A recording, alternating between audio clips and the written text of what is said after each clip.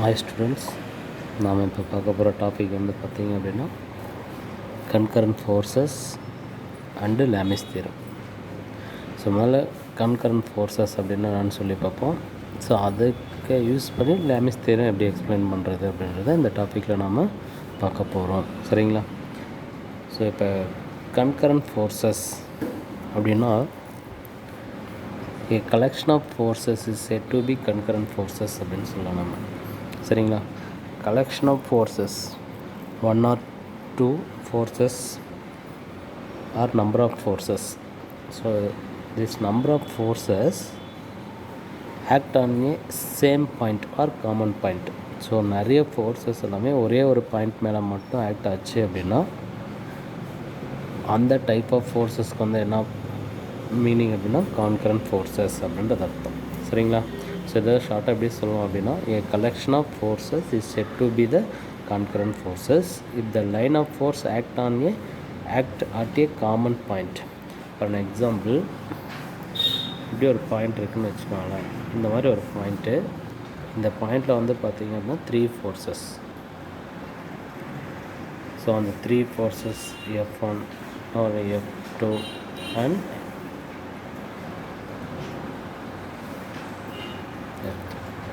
so இது F1 vector, this is a F2 vector and this is a F3 vector. So இது இந்த எல்லா ஃபோர்ஸஸுமே ஒரே ஒரு காமன் பாயிண்டில் மட்டும் மீட் ஆச்சு அப்படின்னா இதான் லைன்ஸ் ஆஃப் ஃபோர்ஸ். இதெல்லாமே லைன்ஸ் ஆஃப் ஃபோர்ஸ் அப்படின்னு சொல்லுவோம்.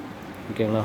லைன்ஸ் அப்படின்னா மேக்னிடியூட் அப்படின்னு சொல்லுவோம் இல்லைங்களா? அந்த vectors act at a common point. So F1, F2, F3, these are the collection of forces. அதனால் இதுக்கு என்ன சொல்கிறோம் நம்ம concurrent forces. So concurrent forces act at a common point. This is called concurrent forces. இது ஒரு 2 mark கொஷனில் கேட்பாங்க நமக்கு அடிக்கடி.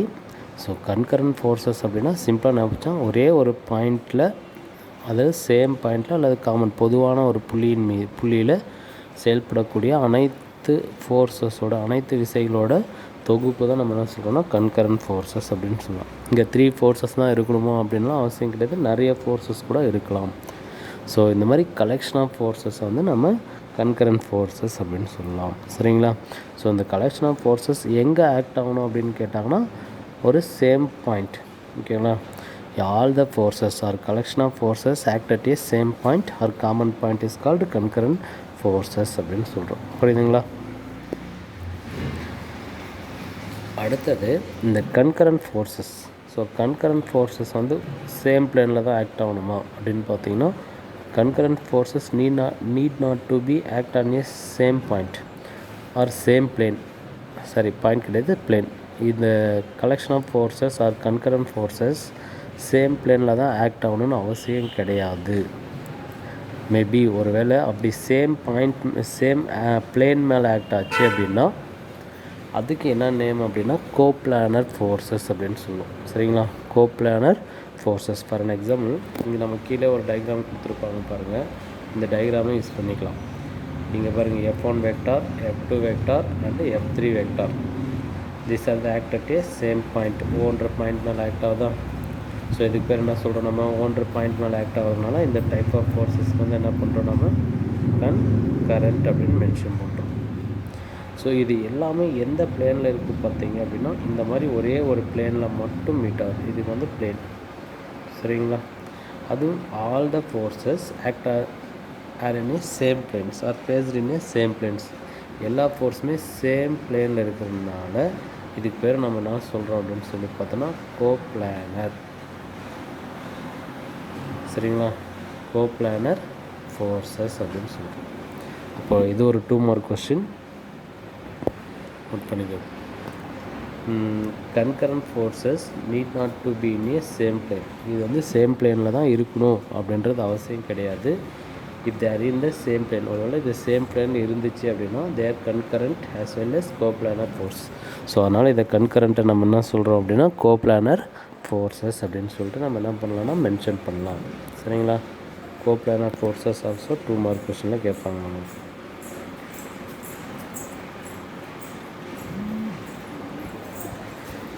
ஸோ இது ஒரு important 2 mark question. So 2 point சொல்லியிருக்கோம். என்னென்ன அப்படின்னு சொல்லி பார்த்தீங்கன்னா, கன்கரண்ட்னா என்ன, கோப்ளானர் ஃபோர்ஸஸ்னால் என்னென்னு சொன்னோம். சிம்பிளாக சொன்னால் கன்கரண்ட் அப்படின்றது என்ன அப்படின்னா, collection of forces set to be concurrent force அப்படின்னு சொல்லலாம். அதேமாதிரி இந்த கன்கரண்ட் ஃபோர்ஸஸ் வந்து எந்த பாயிண்டில் மட்டும்தான் இருக்கணும், சேம் பாயிண்டில் மட்டும் இருக்கணும். சரிங்களா?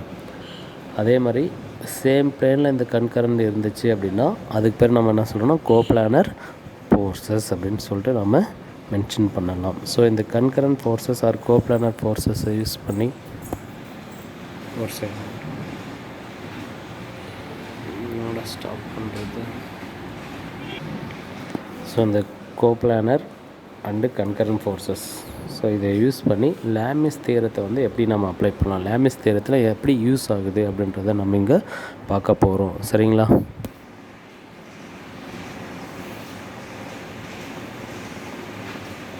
ஸோ இந்த டயக்ராம்லாம் பார்த்தீங்க அப்படின்னா உங்களுக்கே தெரியும்.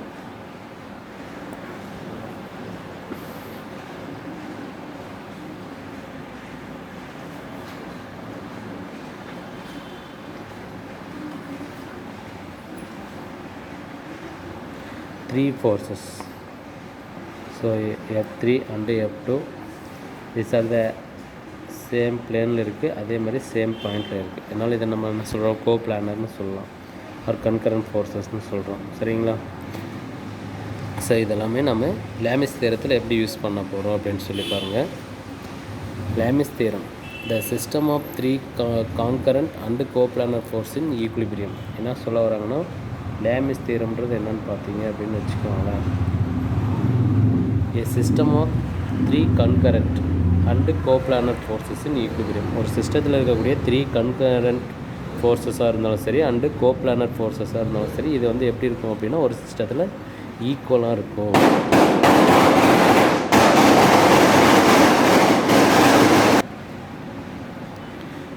ஸோ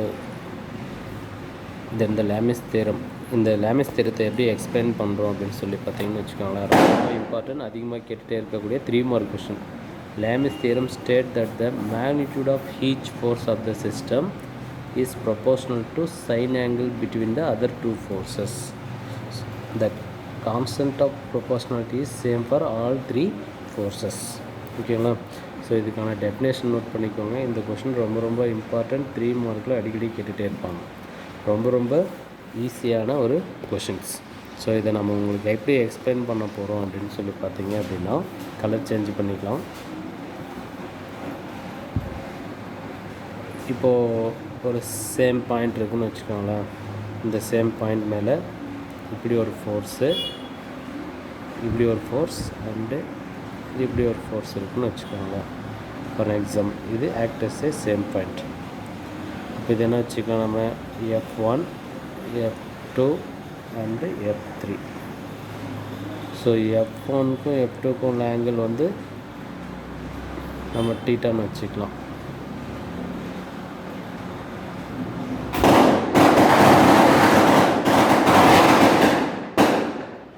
இது F3க்கும் F2க்கும் உள்ள ஆங்கிளும் டீட்டா அண்டு F1க்கு F3க்கும் உள்ள angle theta.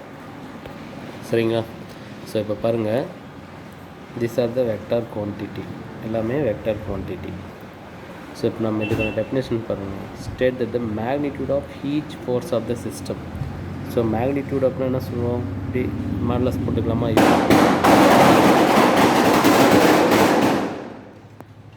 The modulus of F3 vector is directly proportional to sin angle between the 2 other forces. இப்போ F3ன்னு எடுத்துக்கிட்டிங்கன்னா இந்த 2 ஃபோர்ஸஸோட சைன் ஆங்கிளுக்கு டைரக்ட்லி ப்ரொபோர்ஷனாக இருக்கும். அப்போ இந்த 2 ஃபோர்ஸஸோட ஆங்கிள் என்னது, டீட்டாவா?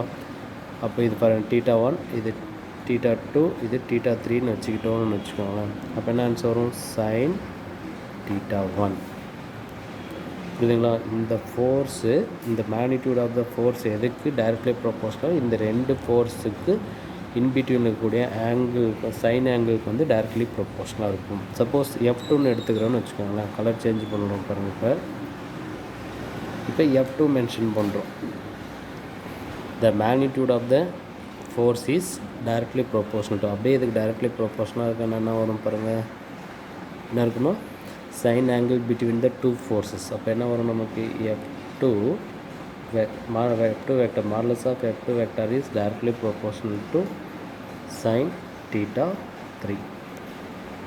இதுங்களா இதுவே சப்போஸ் ரெண்டு கண்டுபிடிச்சோமா F1 வேணும் அப்படின்னு வச்சுக்கோங்களேன். அப்போ என்ன ஆன்சர் கிடைக்கும்? F1 modulus of F1 vector is directly proportional to sine angle theta 3. இதெல்லாம் இந்த தியரத்துக்கு தான் நம்ம லேமிஸ் தியரம் அப்படின்னு நேம் சொல்கிறோம். அப்போ லேமிஸ் தியரம் அப்படின்றது சிம்பிளாக சொல்லணும் அப்படின்னா the magnitude of the each force of the system is directly proportional to sin angle between the other two forces. அந்த லைன் கீழே பாருங்கள், the concurrent is the constant of proportionality is same for all three forces. அந்த constant of proportionality எப்படி வருது அப்படின்னு சொல்லிட்டு நான் இங்கே சொல்கிறேன். இப்போ நம்மளே கன்சிடர் பண்ணலாம். let us consider the three co-planar and concurrent forces. என்னென்ன எடுத்துக்கலாம் அப்படின்னு சொல்லி பார்த்தீங்கன்னா F1, F2 and F3. so these are the three forces are concurrent forces and co-planar forces. கன்கரண்ட்னா என்ன பண்ணும்? ஒரே சேம் பாயிண்டில் மீட் ஆகணும். கோப்ளானர்னா என்ன சொல்லலாம்? ஒரே சேம் பிளேனில் இருக்கணும். சரிங்களா? இப்போது லேமிஸ் தியரப்படி நம்ம வந்து பார்த்திங்க அப்படின்னா இது F1, F2 அண்டு F3 நமக்கான கண்டிஷன் தெரியும். இப்போது F1ஓட மேக்னிடியூட், இந்த F1 வெக்டாரோட magnitude is directly proportional to sine angle between the other two vectors. அப்போ இதுவாக இருந்தால் இதுக்கான ஆங்கிள் எடுத்துக்கணும், இதுவாக எடுத்தால் இதுக்கான ஆங்கிள் எடுத்துக்கணும், F3ன்னு எடுத்துக்கிட்டால் இதுக்கான ஆங்கிளை மென்ஷன் பண்ணணும். ஸோ இப்போ எப்படி எழுதலாம்? F1 vector modulus of F1 வெக்டார்னா magnitude of the F1 vector is directly proportional to sine F1னா இதுக்கான ரெண்டு ஃபோர்ஸஸ்க்குள்ள ஆங்கிள் என்னது? ஆல்ஃபாவா? அப்போ சைன் ஆல்ஃபா. அதேமாதிரி F2க்கு சொன்னோம்னா F2 is directly proportional to, நீங்கள் மாடுலஸ் போட்டாலும் ஓகே, இல்லை டைரெக்டாக மென்ஷன் பண்ணாலும் okay. F2 is directly proportional to, இது மட்டும் என்ன, இதுக்கு ரெண்டு ஃபோர்ஸ்க்கு இடையில ஆங்கிள் என்னென்னு எழுதணும். F2 is directly proportional to sin angle between the two forces beta. அதேமாதிரி F3 சொன்னோம்னா F3 is directly proportional to அப்படின்னா இது ரெண்டுத்துக்கு sin gamma. சரிங்களா? அப்போது லேமிஸ் தியரம் படி எழுதணும். அதுக்கு கீழே ஒன்று சொன்னோம் என்ன அப்படின்னா இந்த constant of proportionality all the ஃபோர்ஸஸ்க்கு வந்து எப்படி இருக்கணும்னா சேமாக இருக்கணும்னு சொன்னோம். ஃபார் எக்ஸாம்பிள் இந்த இடத்துல எல்லாமே கான்ஸ்டன்ட் வேல்யூ இருக்குது, டைரக்ட்லி ப்ரொபோர்ஷனல்னு இருக்குது. அந்த டைரக்ட்லி ப்ரொபோர்ஷனல் எடுத்துகிட்டு நம்ம என்ன பண்ணுறோன்னா ஒரு கான்ஸ்டன்ட் வேல்யூ சப்ஸ்டியூட் பண்ணலாம். ஸோ அப்போ அந்த கான்ஸ்டன்ட் வேல்யூ சப்ஸ்டியூட் பண்ணுறோம் அப்படின்னா இந்த வேல்யூ எடுத்துகிட்டு எப்படி எழுதலாம் பாருங்கள்.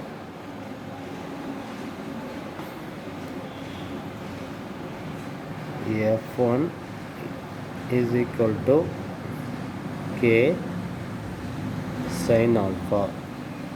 Kன்றது கான்ஸ்டன்ட் வச்சுக்கலாம். K sin beta. F3 equal to K sin gamma. இப்போ இந்த Kன்றது பார்த்தீங்க அப்படின்னா எல்லா ஃபோர்ஸஸ்க்கும் எப்படி இருக்குன்னா ஈக்குவலாக இருக்கும். ஃபார் எக்ஸாம்பிள் Kவை இங்கே வச்சுக்கோங்க. சைன் ஆல்ஃபா இந்த சைடு கொண்டு வந்துட்டிங்கன்னா என்ன கிடைக்கும்னு பார்த்தீங்க அப்படின்னா இந்த அடுத்த ஸ்டெப்பில் போடுறோம் பாருங்கள். F1 equal to K sin alpha. இப்போ நம்ம K மட்டும் வேணும், இந்த சைடு கொண்டு வாங்க. அப்போ F1 divided by sin alpha equal to K. அதே மாதிரி F2வாக இருந்துச்சு அப்படின்னா F2 equal to or F2 divided by sin beta equal to K. அதே மாதிரி என்ன வரும்? F3 divided by sin gamma equal to K. So இந்த கான்ஸ்டன்ட் ஆஃப் ப்ரொபோர்ஷனாலிட்டி எல்லாத்துக்குமே எப்படி இருக்குன்னா சேமாக இருக்கா? ஸோ எல்லாத்தையும் சேமாக இருந்தால் இதெல்லாமே ஈக்குவல் பண்ணிக்கலாமா? அப்போ என்ன ஆன்சர் வரும் நமக்கு பார்த்தீங்க அப்படின்னா F1 divided by sin alpha equal to F2 divided by sin beta equal to F3 divided by sin gamma. சரிங்களா? F1 equal to sin alpha, F2 equal to sin beta and F3 equal to sin gamma அப்படின்னு சொல்லிட்டு நமக்கு 3 equations கிடைக்குது. So இதை தான் நம்ம என்ன சொல்கிறோம் அப்படின்னா லேமிஸ் தியரம். சரிங்களா?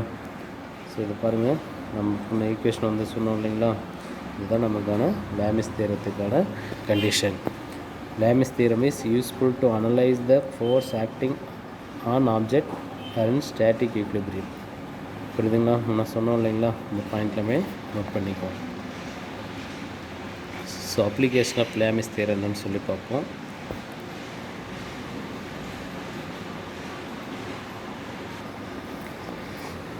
ஸோ எக்ஸாம்பிள் 3.14 பார்ப்போம்.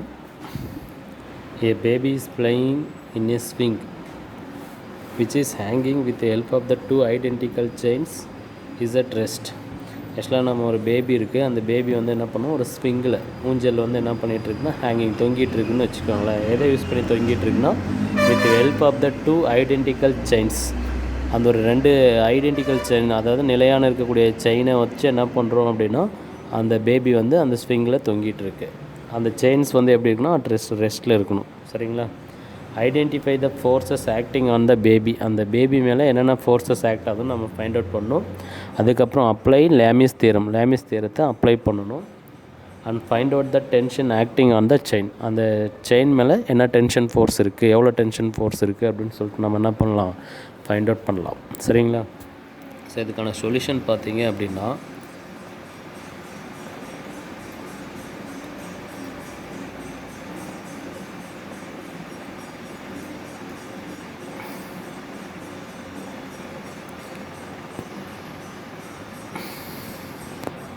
ஆக்சுவலாக அந்த பேபி வந்து பார்த்தீங்க அப்படின்னா இந்த மாதிரி இருக்குதுன்னு வச்சுக்கோங்களேன். ஸோ அப்போ பேபி கீழே என்ன ஃபோர்ஸ் ஆக்ட் ஆகிட்டுருக்கு அப்படின்னு சொல்லி பார்த்தீங்க அப்படின்னா gravitational force acting along the downward direction. And இந்த 2 செயின்ஸ் இருக்குதுன்னு சொன்னீங்களா, அந்த செயின் வழியாக என்ன ஆக்ட் ஆகிட்டுருக்கு அப்படின்னா 2 டென்ஷன் ஃபோர்ஸ் வந்து நமக்கு என்ன பண்ணணும்னா ஆக்ட் ஆகும். சரிங்களா? அப்போது there are 3 forces acting on the baby. அந்த பேபி மேலே என்ன பண்ணோம் அப்படின்னா 3 ஃபோர்ஸஸ் வந்து ஆக்ட் ஆகுது. ஒன்று கிராவிடேஷனல் ஃபோர்ஸு, இன்னும் 2 வந்து என்ன ஃபோர்ஸ் அப்படின்னா டென்ஷன் ஃபோர்ஸ் வந்து என்ன பண்ணிகிட்ருக்குன்னா அது மேலே ஆக்ட் ஆகுது. ஸோ இந்த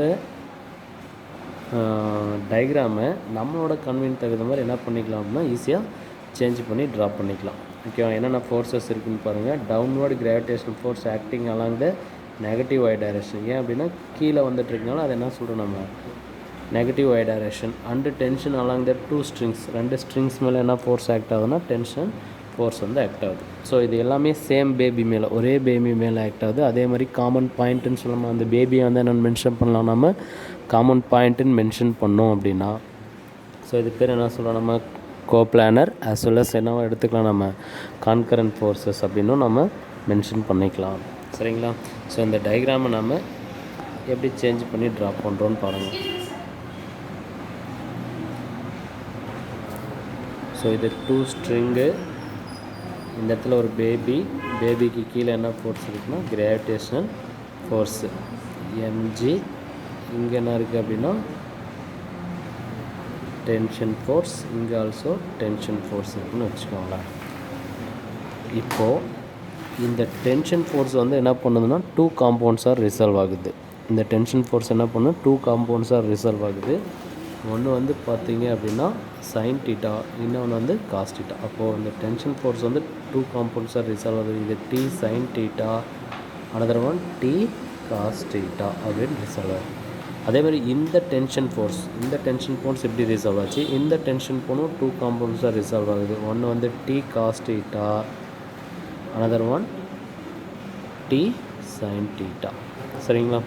ஸோ இந்த டி சீட்டாவும் இந்த டி சைன் டீட்டாவும் ஈக்குவல் அண்ட் ஆப்போசிட்டாக இருக்குது. அதனால நம்ம என்ன பண்ணிடலாம், கேன்சல் பண்ணிடலாம். அடுத்தது இதோட ஆங்கிள் டீட்டான்னு ஒன்று மேக் பண்ணோம். இதோட ஆங்கிள் டீட்டா, வெர்டிக்கலுக்கு நம்ம ஆங்கிள் போட்டிருக்கோன்னு வச்சுக்கோங்க. ஸோ இந்த இடத்துல பாருங்கள் டி காஸ் டீட்டா, இங்கே ஒரு டி காஸ் டீட்டா, மொத்தமாக எவ்வளோ இருக்கும் அப்படின்னா 2t காஸ் டீட்டா. சரிங்களா? இதை தான் இங்கே நம்ம டயக்ராமில் மென்ஷன் பண்ணியிருக்கோம். இப்போ இதுக்கு லேமிஸ் தியரத்தை வந்து அப்ளை பண்ண போகிறோம். ஸோ லேமிஸ் தியரம் அப்ளை பண்ணோம் அப்படின்னா ஃபஸ்ட்டு டீன்னு எடுத்துக்கிட்டிங்கன்னா இங்கே ஒரு ஃபோர்ஸு கலர் சேஞ்ச் பண்ணிக்கிறோம் பாருங்கள். என்ன கலரில், க்ரீன் கலரில் எடுத்துக்கலாம். ஸோ இங்கே ஒரு டென்ஷன் ஃபோர்ஸாக இருந்துச்சு அப்படின்னா இதோட ஆங்கிள் மொத்தமாக இங்கேருந்து இதோட ஆங்கிள் எத்தனை இருக்கும் அப்படின்னா 180 டிகிரி இருக்கும். அப்போ எதை மட்டும் செப்பரேட் பண்ணிக்கலாம், அந்த டீட்டாவை செப்பரேட் பண்ணிக்கலாமா? அப்போ டி டிவைடட் பை இது 2 ஃபோர்ஸஸ்க்குள்ளே angle between the 2 sine angle between the 2 ஃபோர்ஸஸாக. அப்போ 2 ஃபோர்ஸஸ் என்ன டியும் எம்ஜியும், இதுக்குள்ளே சைன் ஆங்கிள் என்ன சொல்லுவோம் நம்ம சைன். இப்போ டோட்டலாக இங்கேருந்து இதோட வேல்யூ ஒரு 90 டிகிரி, இங்கேருந்து இதோட 180 டிகிரியா. அப்போது 180 டிகிரி இந்த இடத்துல டீட்டா இருக்குது. ஸோ அதனால் minus theta. This is equal to, அதே மாதிரி இந்த டென்ஷன் ஃபோர்ஸை யூஸ் பண்ணிக்கலாம். ஸோ அப்போ டென்ஷன் ஃபோர்ஸ் டிவைடட் பை இங்கேயும் அதே சைன் ஆங்கிள் பிட்வீன், இப்போ இதோட சைன் ஆங்கிள் இந்த ஒரு டென்ஷனும் இதுவும் எடுத்துக்கிட்டிங்கன்னா இங்கேருந்து இது ஒரு 90 டிகிரி, இங்கேருந்து இது ஒரு 90 டிகிரி, மொத்தமாக எத்தனை டிகிரி சைன் 180 டிகிரி. இந்த இடத்துல ஒரு டீட்டா இருக்குது, so minus theta and equal to next MG use பண்ணுறோம். அப்போ எம்ஜி டிவைடட் பை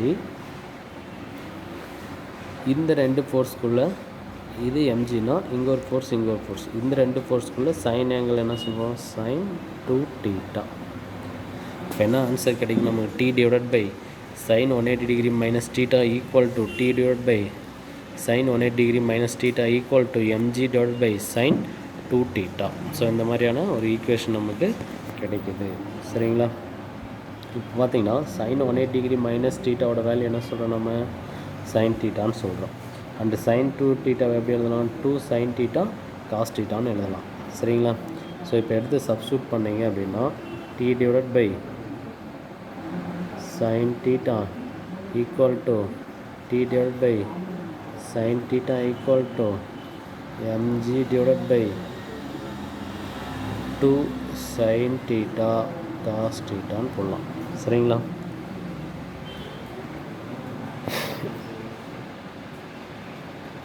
இப்போ இங்கே என்ன பண்ணுறோம், இது ரெண்டுமே ஈக்குவல்னு சொல்லிட்டோமா, அப்போ எப்படி எழுதலாம் நம்ம, T sine theta divided by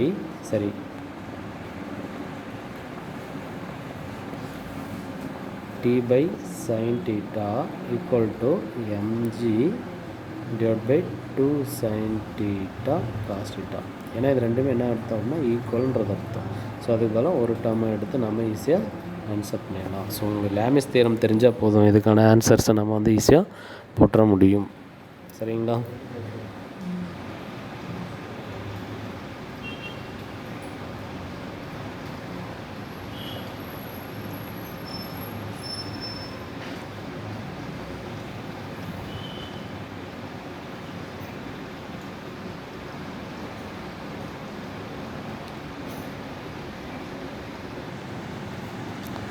so next நம்ம பார்க்க போகிற டாபிக் வந்து பார்த்திங்க அப்படின்னா law of conservation of total linear momentum. So இங்கே law of conservation of total linear momentum. Conservation அப்படின்னா என்னென்னு சொன்னோம் அப்படின்னு பார்த்தீங்க அப்படின்னா, கன்சர்வேஷன் அப்படின்றது கான்ஸ்டன்ட். ஸோ கான்ஸ்டண்ட்டாக மாறாதது அப்படின்றது அர்த்தம்.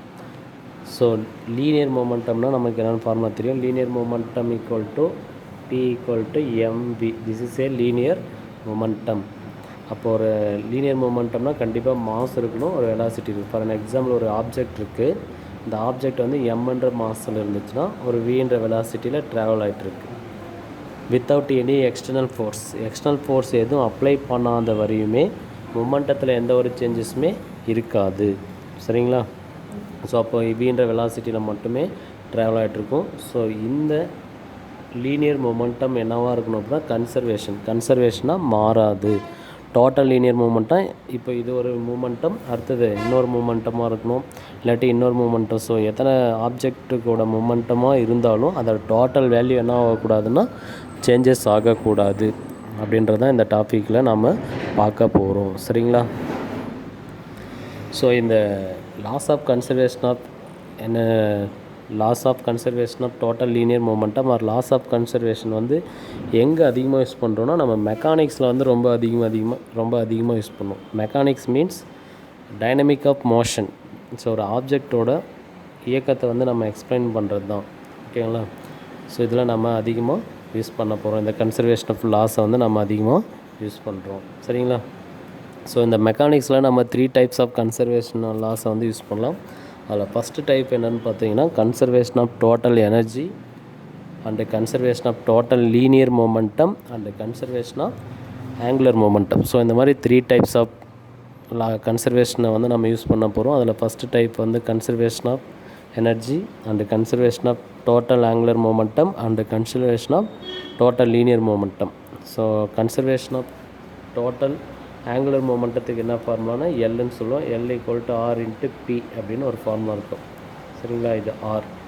இது யூஸ் பண்ணோம் அப்படின்னா conservation of total angular momentum. Linear மொமெண்டம்னா p equal to m v. This is a linear momentum. சரிங்களா? ஸோ இந்த மெக்கானிக்ஸில் இந்த மாதிரி 3 டைப்ஸ் ஆஃப் எனர்ஜிஸ் லாஸை வந்து நம்ம இங்கே யூஸ் பண்ணலாம். சரிங்களா? இதில் நம்ம அதிகமாக என்ன பண்ண போகிறோம் அப்படின்னா by combining Newton's seconds and third laws. ஓகேங்களா? We can derive the laws of conservation of total linear momentum. So இந்த டோட்டல் லீனியர் மூமெண்ட்டை வந்து நம்ம எக்ஸ்பிளைன் பண்ணணும் இல்லை டிரைவ் பண்ணணும் அப்படின்னா நம்ம 2 லாவும் யூஸ் பண்ண போகிறோம். நியூட்டன்ஸோட செகண்ட் லா அண்டு நியூட்டன்ஸோட தேர்ட் லா. ஸோ 2 லாவை நம்ம இங்கே யூஸ் பண்ணி எப்படியெல்லாம் எக்ஸ்பிளைன் பண்ண போகிறோம் அப்படின்றத இங்கே பார்க்கலாம். சரிங்களா?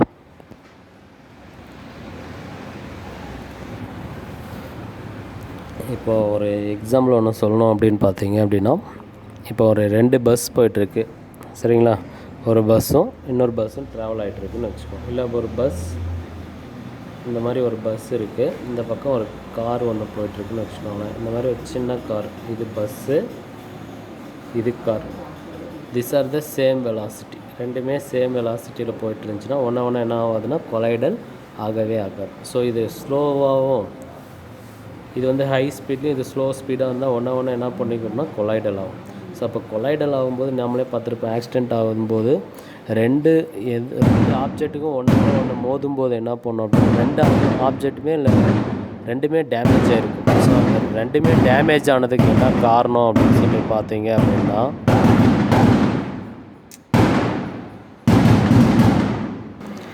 ரெண்டுமே டேமேஜ் ஆகிறதுக்கு என்ன காரணம் அப்படின்னா ஃபார் எக்ஸாம்பிள் இது பஸ்ஸுன்னு வச்சுக்கிட்டோம், இது கார்னு வச்சுக்கிட்டிங்க அப்படின்னா ரெண்டுமே ஒன்று கொலைட் பண்ணும்போது இது மேலே ஒரு ஃபோர்ஸை வந்து அப்ளை பண்ணும். அது F21ன்னு வச்சுக்கலாம். ஸோ இது மேலே ஒரு ஃபோர்ஸை வந்து அப்ளை பண்ணும், இது F12.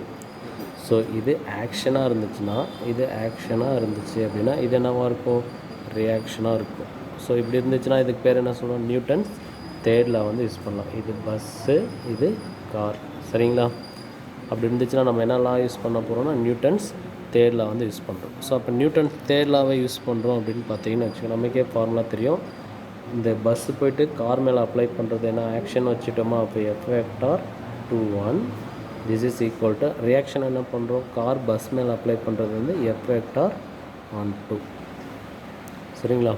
இது நியூட்டன் தேர்ட் லாவை யூஸ் பண்ணுறோம். அதே மாதிரி நியூட்டன் செகண்ட்ஸ் லாவை யூஸ் பண்ணோம் அப்படின்னா ஏன்னா ரெண்டுத்தோட மாஸ் கண்டிப்பாக சேஞ்சஸ் ஆகும், அதே மாதிரி வெலாசிட்டியும் சேஞ்சஸ் ஆகிட்ருக்கு. ஏன் அப்படின்னா பஸ் வந்து ஹை ஸ்பீட்லேயும் கார் வந்து லோ ஸ்பீட்லேயும் இருந்துச்சுன்னா வெலாசிட்டி சேஞ்சஸ் ஆகுது. வெலாசிட்டி சேஞ்சஸ் ஆகுதுன்னா சம் எக்ஸ்டர்னல் ஃபோர்ஸ் கண்டிப்பாக என்ன பண்ணும், ஆக்ட் ஆகும். ஸோ வெலாசிட்டி சேஞ்சஸ் ஆச்சு அப்படின்னா மொமெண்டமும் என்ன பண்ணோம் அப்படின்னா சேஞ்சஸ் செய்யணும். Formula mv. So velocity changes ஆச்சுன்னா மொமெண்டம் ஆல்சோ சேஞ்சஸ். அப்போ அந்த மொமெண்டம் சேஞ்ச் ஆன மொமெண்டத்தை நம்ம எப்படி எடுத்துக்கலாம் அப்படின்னா நமக்கு நியூட்டன் செகண்ட்ஸ் லாவுக்கு ஃபார்முலா தெரியும். Force is directly proportional to rate of change of momentum அப்படின்றது தான் ஃபார்முலா.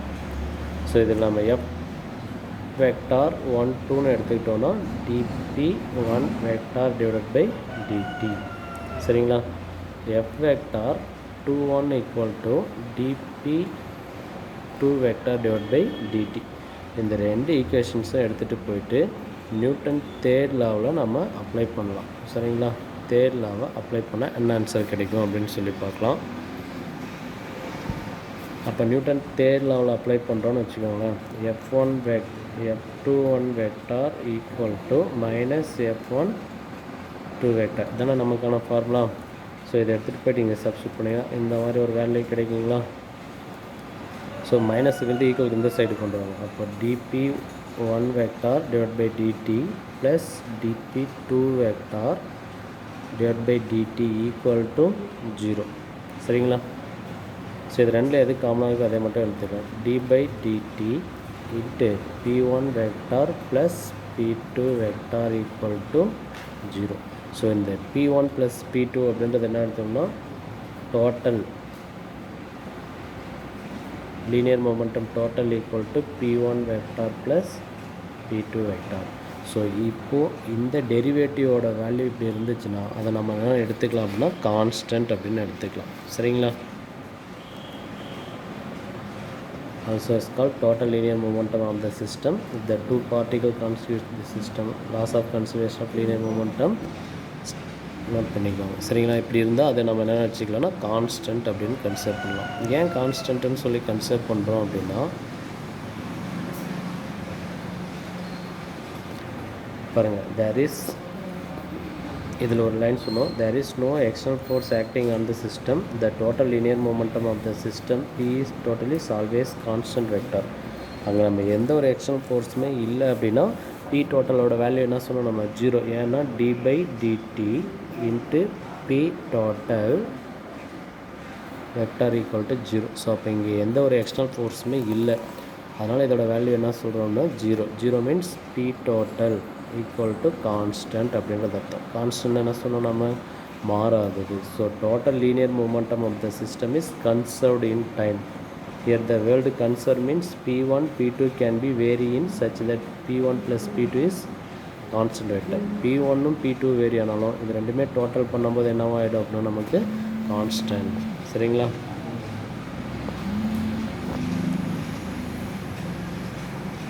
ஸோ அப்போ இங்கே F1 F2ன்றது எல்லாமே அப்படின்னா the forces F1 F2 is called internal forces of the system because they are only between the two particles. ஏன்னா நம்ம வெளியிலேருந்து எந்த ஒரு எக்ஸ்டர்னல் ஃபோர்ஸுமே ஆக்ட் ஆகலை. எக்ஸ்டர்னல் ஃபோர்ஸ் ஆக்ட் ஆச்சுன்னா மொமெண்டமும் என்ன ஆகும்னா கண்டிப்பாக ஆக்ட் ஆகும். சரிங்களா?